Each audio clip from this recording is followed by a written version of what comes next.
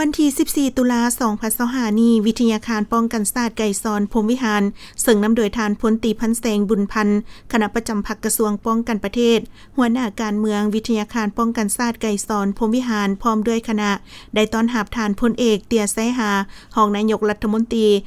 ตรีกระทรวงป้องกันประเทศแห่งราชอาณาจักรกัมพูชาพร้อมด้วยคณะที่เดินทางมาเยี่ยมยามวิทยาคารป้องกันศาสตร์ไก่ซอนพรหมวิหารอย่างเป็นทางการทานพลตรีพันแสงบุญพันธ์ก็ได้ให้การต้อนรับอย่างอบอุ่นพร้อมทั้งตีราคาสูงต่อทานพลเอกเตียไซหารองนายกรัฐมนต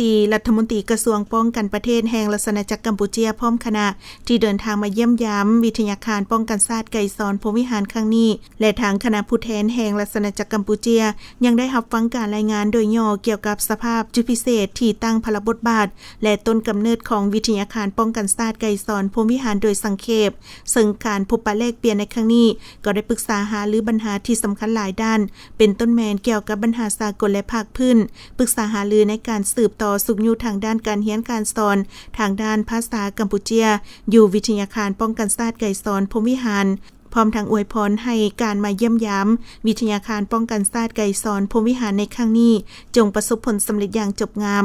และทานพลเอกเตียไซหาก็ได้แสดงความขอบใจต่อทานหัวหน้าการเมืองวิทยาคารป้องกันศาสตร์ไก่ซอนพรหมวิหารพร้อมด้วยคณะที่ให้การต้อนรับด้วยไมตรีจิตมิตรภาพอย่างอบอุ่นทั้งเป็นการประกอบส่วนอันสำคัญเข้าในการเพิ่มทวีการพัวพันร่วมมือระหว่างสองชาติลาวกัมพูชาให้มีความแน่นแฟ้นยิ่งขึ้น